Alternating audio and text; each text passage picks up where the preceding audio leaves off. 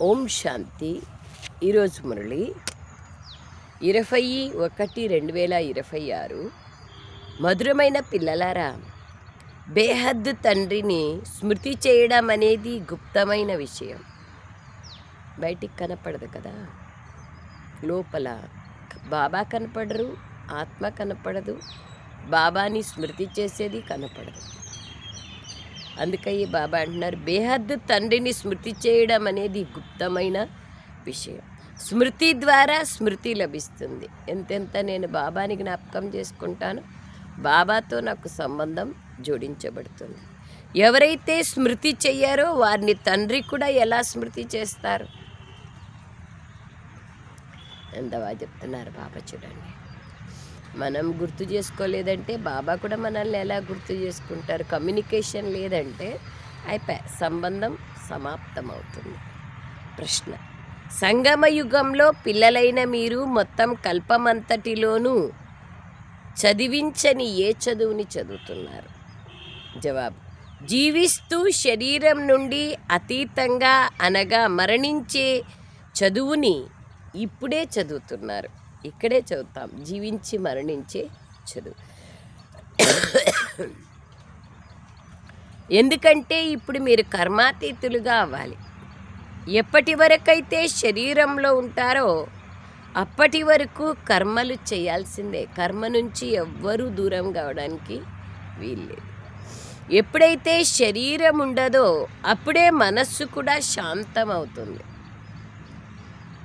శరీరం లేకుంటేనే ఏ పని ఉండదు, సంకల్పాలు నడవవు, శాంతిగా ఉంటుంది.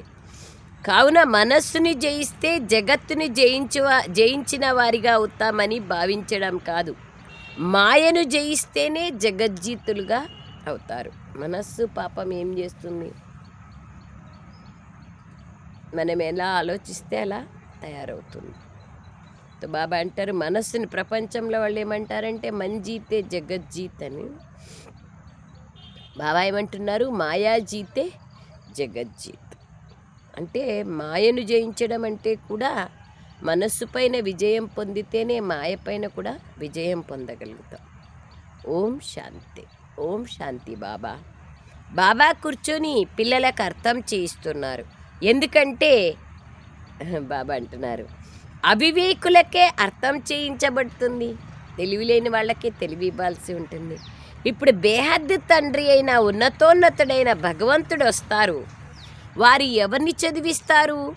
తప్పకుండా ఎవరైతే చాలా చాలా పూర్తి అవివేకులుగా ఉంటారో వారినే చదివిస్తారు. కావుననే వినాశకాలి విపరీత బుద్ధి అని అంటారు. విపరీత బుద్ధి కలవారిగా ఎలా అయ్యారు? బాబా అంటారు, ఎలా అయినాము విపరీత బుద్ధిగా? 84 లక్షల యోనులని వ్రాయబడి ఉంది కదా. కావున తండ్రిని కూడా 84 లక్షల జన్మల్లోకి తీసుకొచ్చారు. పరమాత్మ కుక్క, పిల్లి, జీవజంతువులు అన్నింటిలోనూ ఉంటారని అనేస్తారు. ఈ రెండవ పాయింట్ని అందరికీ తెలియచేయాలి, అర్థం చేయించాలి. ఎవరైనా కొత్తవారు వస్తే మొట్టమొదట వారికి హద్దు తండ్రి, బేహద్దు తండ్రి యొక్క పరిచయాన్ని ఇవ్వాలి. వారు బేహద్దు తండ్రి మరియు వీరు హద్దు తండ్రి. ఆయన పెద్ద తండ్రి, ఈయన చిన్న తండ్రి. బేహద్దు తండ్రి అంటే బేహద్దు ఆత్మలకు తండ్రి, విశ్వానికంతా తండ్రి. హద్దు తండ్రి జీవాత్మలకు తండ్రి. వీరైతే ఆత్మలందరికీ తండ్రి, సర్వ జీవరాశులకు అందరికీ తండ్రి. ఈ జ్ఞానాన్ని కూడా అందరూ ఏకరసంగా ధారణ చెయ్యలేరు. కొందరు 1% ధారణ చేస్తే మరికొందరు 95% ధారణ చేస్తారు. ఇవి అర్థం చేసుకోవాల్సిన విషయాలు. సూర్యవంశీ రాజ్య కుటుంబం ఉంటుంది. రాజు, రాణి మరియు ప్రజలు ఉంటారు. ఇది బుద్ధిలోకి వస్తుంది కదా. ప్రజలలో కూడా అనేక రకాలమైన వారు ఉంటారు. ప్రజలనగా బాబా అంటున్నారు,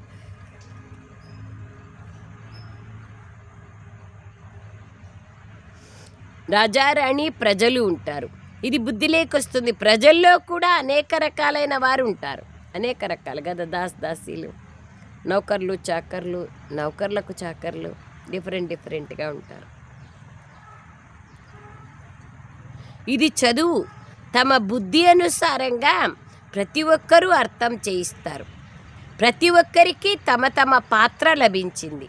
కల్పపూర్వం ఎవరెంత చదువుని ధారణ చేశారో అంతే ఇప్పుడు కూడా ధారణ చేస్తారు.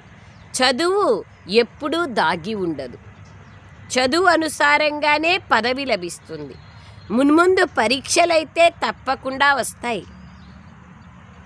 చదువుకు పరీక్షలు లేకుంటే ఎట్లా తెలుస్తుంది ఎంత చదివినామని? పరీక్షలు లేకుండా బదిలీ కాలేరు వేరే క్లాస్లోకి. చివర్లో అన్నీ తెలుస్తాయి. ఇప్పుడు కూడా మేము ఏ పదవికి అర్హులుగా ఉన్నామనేది అర్థం చేసుకోగలరు. సిగ్గు వల్ల అందరితో పాటు చేతులు ఎత్తేస్తారు. అలా మేము ఎలా అవ్వగలము అని హృదయంలో భావిస్తారు. అయినా కూడా చేతులు ఎత్తుతారు. తెలుసుకొని కూడా చేతులు ఎత్తడం అజ్ఞానమే కదా. ఎంతటి అజ్ఞానం ఉంది. బాబా వెంటనే అర్థం చేయిస్తారు. దీనికన్నా ఆ విద్యార్థుల్లోనే తెలివి ఉంటుంది.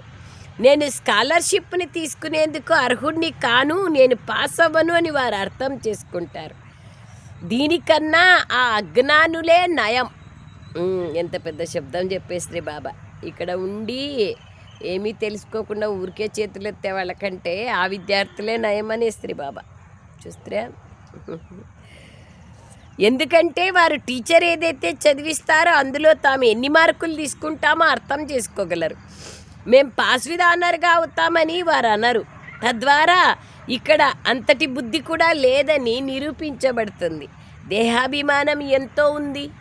ఈ లక్ష్మీనారాయణలుగా అయ్యేందుకు వచ్చారు, కానీ నడవడిక చాలా బాగుండాలి. కొందరు వినాశకాలే విపరీత బుద్ధిగా ఉన్నారు. ఎందుకంటే నియమానుసారంగా తండ్రి పైన ప్రీతి లేదు. మరి ఎటువంటి పరిస్థితి ఏర్పడుతుంది? ఎట్లుండాలా బాబా పైన ప్రేమ? నియమానుసారంగా ఆలోచన చేయండి బాబా ఏమన్నారని.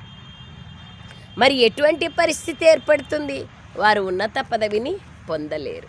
బాబాతో ప్రేమ లేకుంటే ఉన్నత పదవి ఎలా లభిస్తుంది? బాబా జన్మ జన్మాంతరాలకి కల్పకల్పాంతరాలకి తండ్రి కదా, బేహద్ వారసత్వాన్ని ఇస్తున్నారు. వినాశకాలే విపరీత బుద్ధి అన్నదాని అర్థం కూడా బాబా కూర్చొని పిల్లలకు అర్థం చేయిస్తున్నారు. పిల్లలే పూర్తిగా అర్థం చేసుకోకపోతే మరి ఇతరులకు ఎలా అర్థం చేయిస్తారు? తండ్రిని స్మృతి చేయడం గుప్తమైన విషయం, కానీ చదువు అయితే గుప్తమైనది కాదు. చదువులో నంబర్ వారుగా అయితే ఉన్నారు. అందరూ ఒకేలాగా చదువుకోరు. ఇప్పుడు వీరంతా పసిపిల్లల్లాగా ఉన్నారని బాబా అర్థం చేసుకుంటారు. ఇటువంటి బేహద్దు తండ్రిని కూడా బాబా అంటారు 4 నెలలు కూడా స్మృతి చెయ్యరు. అయ్యా, వీరు స్మృతి చేస్తున్నారని ఎలా తెలుస్తుంది? వారు ఉత్తరం వస్తే కదా తెలుస్తుంది. ఆ ఉత్తరంలో మేము ఈ ఆత్మిక సేవను చేస్తున్నామన్న సేవా సమాచారం కూడా ఉండాలి. ప్రత్యక్ష ప్రమాణం కావాలి కదా. ఎటువంటి దేహాభిమానులు ఉంటారంటే వారు ఎప్పుడూ స్మృతే చెయ్యరు. అలాగే నేను ప్రమాణాన్ని కూడా చూపించరు, సేవ ప్రమాణాన్ని కూడా చూపించరు.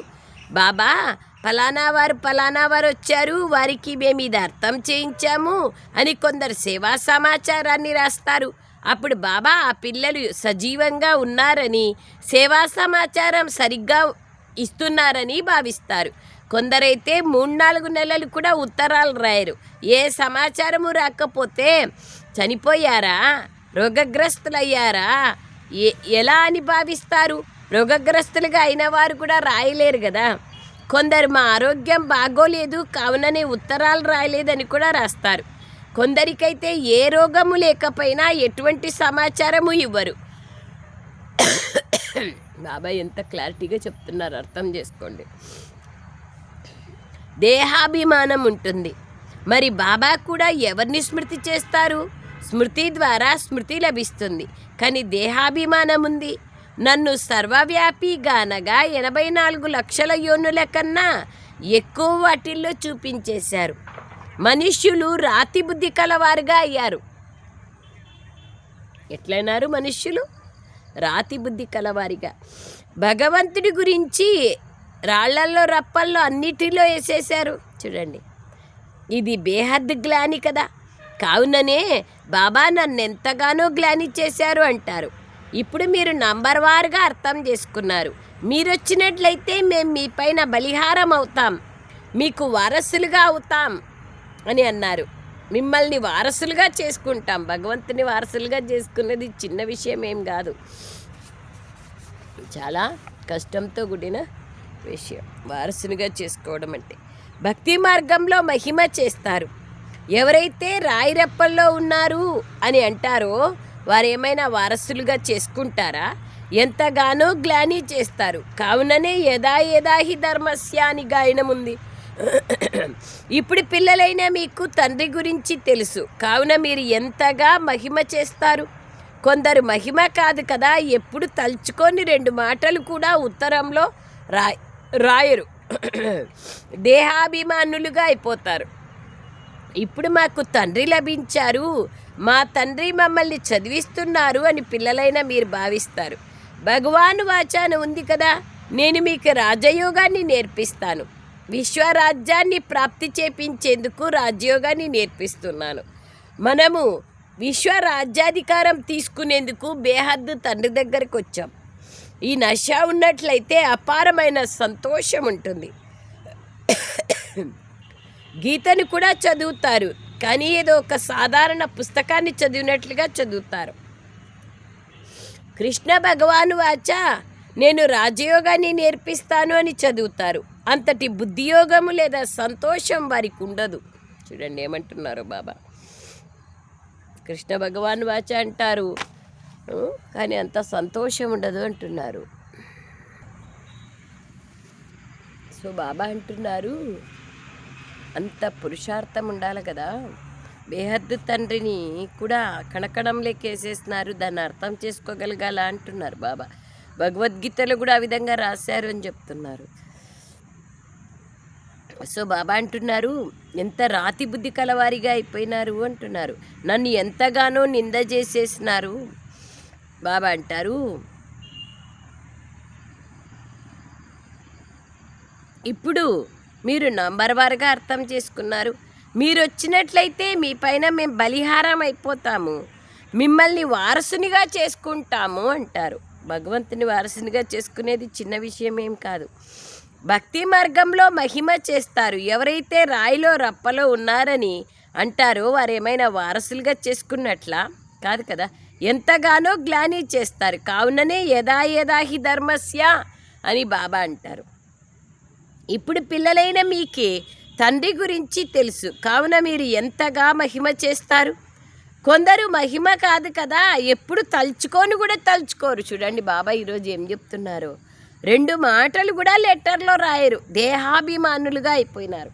ఇప్పుడు మాకు తండ్రి లభించారు, మా తండ్రి మమ్మల్ని చదివిస్తున్నారు అని పిల్లలైన మీరు భావిస్తారు. భగవాన్ వాచ అని ఉంది కదా, నేను మీకు రాజయోగాన్ని నేర్పిస్తాను, విశ్వరాజ్యం ప్రాప్తించుకునేందుకు నేను రాజయోగాన్ని నేర్పిస్తాను. మనము విశ్వరాజ్యాధికారాన్ని తీసుకునేందుకు బేహద్దు తండ్రి నుండి చదువుకుంటున్నామన్న నశ ఉన్నట్లయితే అపారమైన సంతోషం కలుగుతుంది. గీతను కూడా చదువుతారు, కానీ ఏదో ఒక సాధారణ పుస్తకాన్ని చదివినట్లుగా చదువుతారు. చూడండి భగవద్గీతని అంత వాల్యూ ఇచ్చి చదవరు అంటున్నారు బాబా.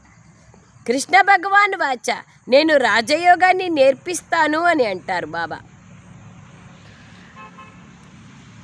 అంతటి బుద్ధియోగము లేదా సంతోషం వారికి ఉండదు. గీతను చదివే లేదా వినిపించే వారిలో కూడా అంత సంతోషం ఉండదు. గీతను చదివి పూర్తి చేసేస్తారంతే, మళ్ళీ వ్యాపారంలోకి వెళ్ళిపోతారు. ఇప్పుడు బేహద్దు తండ్రి మిమ్మల్ని చదివిస్తున్నారని మీ బుద్ధిలో ఉంది, ఇంకెవరి బుద్ధిలోనూ ఈ విషయాలు ఉండవు. చదివిస్తున్నారన్నది కూడా రాదు. ఎవరైనా వస్తే వారికి 2 తండ్రుల యొక్క పరిచయాన్ని అర్థం చేయించాలి. భారతదేశం స్వర్గంగా ఉండేది కదా, ఇప్పుడు ఇది నరకంగా అయిపోయింది. మేము సత్యుగంలోనూ ఉన్నాము, కలియుగంలోనూ ఉన్నామని ఎవరు అనలేరు. వారికైతే దుఃఖం ఎప్పుడు లభిస్తుందో, ఎప్పుడు నరకంలో ఉంటారో తెలీదు. ఎవరికైతే సుఖం లభిస్తుందో వాళ్ళు స్వర్గంలో ఉన్నారని, దుఃఖితులైన వాళ్ళు నరకంలో ఉన్నారని అంటారు. మేమైతే చాలా సుఖంలో ఉన్నాము, మెహల్స్ కార్లు మొదలైన ఉన్నాయి అంటే స్వర్గంలో ఉన్నారని భావిస్తారు చాలామంది. బాహ్యమైన సుఖాలను ఎన్నో చూస్తారు కదా. సత్యుగ సుఖాలైతే ఇక్కడ ఉండడానికి వీలే లేదు. స్వర్ణిమయుగాన్ని ఇనుపయుగమన్నా, ఇనుపయుగాన్ని స్వర్ణిమయుగమన్నా అర్థం ఒక్కటేనని భావించడం కాదు. అది వేరే ఇది వేరే కదా, రెండు ఒకటే ఎట్లయితాయి? దాని కర్తవ్యాలు వేరు, దీని కర్తవ్యాలు వేరు కదా. దాని గురించి ప్రపంచంలో మనుష్యులు తెలుసుకోలేదు. అలా భావించే వారిని కూడా అజ్ఞానులనే అంటారు కదా. దేని అర్థం దానికి ఉంది, దేని విలువ దానికి ఉంది అనేది తెలుసుకొని వాళ్ళు కూడా అజ్ఞానులే కదా. మొట్టమొదట ఇద్దరు తండ్రుల విషయాన్ని అర్థం చేయించాలి. తండ్రియే తమ పరిచయాన్ని ఇస్తారు, అది ఇంకెవరికీ తెలీదు. పరమాత్మ సర్వవ్యాపి అని అనేస్తారు. ఆత్మ మరియు పరమాత్మల రూపం ఒక్కటేనని ఇప్పుడు మీరు చిత్రాలలో చూపించవచ్చు. వారు కూడా ఆత్మనే, కానీ వారిని పరమాత్మ అంటారు, శ్రేష్టాతి శ్రేష్టమైన ఆత్మ. తండ్రి కూర్చొని తాము ఎలా వస్తారో అర్థం చేయిస్తారు. ఆత్మలందరూ పరంధామంలో ఉంటారు. ఈ విషయాలను బయటి వారు ఎవ్వరూ అర్థం చేసుకోలేరు. భాష కూడా చాలా సహజమైనది. గీతలో శ్రీకృష్ణుని పేరుని రాసేసినారు. కృష్ణుడు గీతని వినిపించడు. నన్ను ఒక్కడే స్మృతి చెయ్యండి అని అతడు అందరికీ చెప్పలేడు. దేహదారుల స్మృతి ద్వారా పాపాలు సమాప్తం కావు. ఏ దేహదారి దేవతల్ని స్మృతి చేసినా పాపాలు పోవు. సాధువులని, మనుష్యులని ఎప్పుడూ స్మృతి చేస్తే కూడా పాపాలు పోవు. ఒక్క పరమాత్ముని స్మృతి చేస్తేనే పాపాలు సమాప్తమవుతాయి. కృష్ణ భగవాను వాచ, దేహం యొక్క సర్వ సంబంధాలను త్యజించి నన్నొక్కడే స్మృతి చెయ్యండి అన్నట్లు చెప్తారు గీతలు. దేహదారి ఉన్న మనుష్యుడు, దేహదారి ఉన్నటువంటి శ్రీకృష్ణుడు దేహదారులందరినీ మర్చిపోండి అని ఎలా చెప్తారు? తనకి దేహం ఉంది కదా. మీరొచ్చి బాబా అంటున్నారు కోర్స్ తీసుకోండి అని అంటే మాకు ఖాళీ లేదంటారు. బాబా చూడండి ఎంత బాగా చెప్తున్నారు. ఇది కూడా ఎంత పెద్ద పొరపాటు. ఈ ఒక్క పొరపాటు కారణంగా ఎంత తేడా ఏర్పడుతుంది. పరమాత్మ సర్వవ్యాపి కాజాలరు, సర్వుల సద్గతి దాత, దాని గురించి అంటారు. వారు కూడా దుర్గతిని పొందుతారా? పొందరు కదా. పరమాత్మ ఎప్పుడైనా దుర్గతిని పొందుతారా? ఇవన్నీ విచారసాగర మంథనం చేయాల్సిన విషయాలు. ఇది సమయాన్ని వ్యర్థం చేసుకునే విషయం కాదు.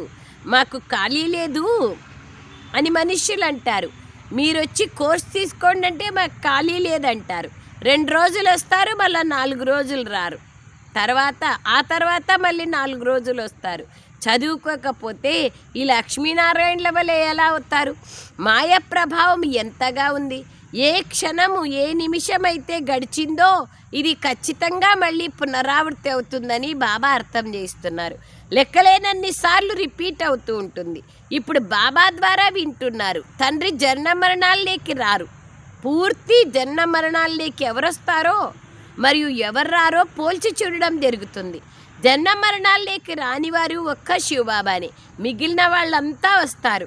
కావుననే చిత్రాలని కూడా చూపించారు. బ్రహ్మ విష్ణువు జనన మరణాల్లోకి వస్తారు. బ్రహ్మ నుండి విష్ణువుగా, విష్ణువు నుండి బ్రహ్మగా పాత్రలోకి వచ్చినట్లే కదా. చూపిస్తారంటే పాత్రలోకి వచ్చినట్లే కదా. ఇది అంతం అవ్వదు. ఈ చిత్రాలను అందరూ వచ్చి చూస్తారు మరియు అర్థం చేసుకుంటారు. ఇవి అర్థం చేసుకోవాల్సిన చాలా సహజమైన విషయాలు. మేము బ్రాహ్మణులము, మళ్ళీ మేమే క్షత్రియులుగా, వైశ్యులుగా, శూద్రులుగా అవుతాము. మళ్ళీ తండ్రి వస్తే మేమే బ్రాహ్మణులుగా అయిపోతామని బుద్ధిలోకి రావాలి. ఇది స్మృతి చేసిన స్వదర్శన చక్రధారులుగా అయినట్లే. స్మృతి నిలువని వాళ్ళు ఎందరో ఉన్నారు. బ్రాహ్మణులైన మీరే స్వదర్శన చక్రధారులుగా అవుతారు. ఇలా దేవతలు అవ్వరు. చక్రం ఎలా తిరుగుతుందన్న ఈ జ్ఞానం పొందడం ద్వారా వారు ఈ దేవతలుగా అయ్యారు. నిజానికి మనుష్య మాత్రులు ఎవ్వరూ స్వదర్శన చక్రధారులుగా పిలువబడేందుకు అర్హులు కాదు. మనుష్యుల సృష్టి అయిన ఈ మృత్యులోకమే వేరు. భారతవాసుల ఆచార వ్యవహారాలు వేరుగా ఉన్నట్లుగా అందరికీ వేరువేరుగా ఉంటాయి. దేవతల ఆచార వ్యవహారాలు కూడా వేరుగా ఉంటాయి. మృత్యులోకపు మనుష్యుల ఆచార వ్యవహారాలు వేరు. రాత్రికి పగలుకున్నంత తేడా ఉంటుంది. కావుననే అందరూ మేం పతితులమని అంటారు. ఓ భగవంతుడా, పతిత సృష్టిలో ఉండే మమ్మల్ని అందరినీ పావనంగా తయారు చేయని పిలుస్తారు. నేటికి 5000 సంవత్సరాల క్రితము పావన ప్రపంచం ఉండేది. ఇది మీ బుద్ధిలో ఉంది. దాన్నే సత్యుగమని పిలుస్తారు. త్రేతాయుగాన్ని అలా పిలువరు. అది ఫస్ట్ క్లాస్ అయిన ప్రపంచం, ఇది సెకండ్ క్లాస్ అయింది. కావున ఒక్కొక్క విషయాన్ని బాగా ధారణ చేయాలి. తద్వారా ఎవరైనా వచ్చి వింటే ఆశ్చర్యపోవాలి. కొందరు అలా ఆశ్చర్యపోతారు, కానీ వారికి మళ్ళీ పురుషార్థం చేసేందుకు ఖాళీ ఉండదు. మళ్ళీ వింటారు. పవిత్రంగా తప్పకుండా కావాలి. మనుష్యులను పతితులుగా తయారు చేసేది కామ వికారమే. దాన్ని జయించడం ద్వారానే మీరు జగజ్జిత్తులుగా అవుతారు. కామ వికారాన్ని జయించి జగజ్జిత్తులుగా అవ్వండి అని బాబా చెప్తున్నారు. మనుషులు అందుకు బదులుగా మనస్సుని జయిస్తే జగజ్జిత్తులుగా కాగలరు అని చెప్తారు. మనుషులు అంటారు మనస్సుని వశం చేసుకోండి అంటారు. ఎప్పుడైతే శరీరం ఉండదో అప్పుడే మనస్సు శాంతమవుతుంది. అంతేకాని మనస్సు ఎప్పుడు నిస్సంకల్పంగా కావడానికి వీల్లేదు. కర్మ చేసేందుకే కదా శరీరం లభిస్తుంది. కర్మ లేకుండా ఎట్లా ఉంటాం? కర్మక్షేత్రంలో అసంభవం. మరి కర్మాతీత స్థితిలో ఎలా ఉండగలరు? మరణించిన వారిదే కర్మాతీత స్థితి అంటారు. జీవిస్తూనే మరణించి శరీరం నుండి అతీతంగా కావాలి. మీకు కూడా శరీరం నుండి అతీతంగా అయ్యే చదువుని బాబా చదివిస్తున్నారు. శరీరం వేరు, ఆత్మ వేరు. ఆత్మ పరంధామ నివాసి. ఆత్మ శరీరం లేకొస్తేనే తనను మనిషి అంటారు. అంతే కదా, కర్మ చేస్తేనే కదా. కర్మ చేసేందుకే శరీరం లభించింది. ఒక శరీరం వదులుతాము, మరొక శరీరాన్ని ధరిస్తాము. ఇంకొక శరీరాన్ని కర్మ చేసేందుకే ఆత్మ తీసుకుంటుంది. ఎప్పుడైతే కర్మ చేయాల్సిన అవసరం ఉండదో అప్పుడు శాంతిగా ఉంటుంది. మూలవతనంలో కర్మ ఉండదు. సృష్టి చక్రం ఇక్కడే తిరుగుతుంది. తండ్రిని మరియు సృష్టి చక్రాన్ని తెలుసుకోవాలి. దీనినే జ్ఞానం అని అంటారు. ఈ కళ్ళు ఎప్పటి వరకైతే పతితంగా క్రిమినల్గా ఉంటాయో అప్పటి వరకు ఈ కళ్ళ ద్వారా పవిత్ర వస్తువుని చూడలేరు. కావున జ్ఞానం అనే 3వ నేత్రం కావాలి. ఈ శరీరంలో ఈ కండ్ల ద్వారా కృష్ణుణ్ణి చూడలేరు. సాక్షాత్కారం పొందితే దాని ద్వారా ఏమీ లభించదు. అల్పకాలికంగా సంతోషం ఉంటుంది, కోరిక పూర్తి అయిపోతుంది. డ్రామాలో సాక్షాత్కారాలు కూడా రచింపబడి ఉన్నాయి. దీని ద్వారా ప్రాప్తి ఏమీ కలగదు. సాక్షాత్కారాల ద్వారా ఏం లభిస్తుంది? కేవలం సాటిస్ఫాక్షన్ అవుతుంది అంతే. అచ్చా, मीठे मीठे सिकलरे बच्चों प्रति माता पिता बाप दादा का याद प्यार और गुड मॉर्निंग। रूहानी बाप की रूहानी बच्चों को नमस्ते। हम रूहानी बच्चों की रूहानी माता पिता बाप दादा को याद प्यार गुड मॉर्निंग और नमस्ते नमस्ते नमस्ते। बाबा नमस्ते। थैंक यू बाबा। सारांश,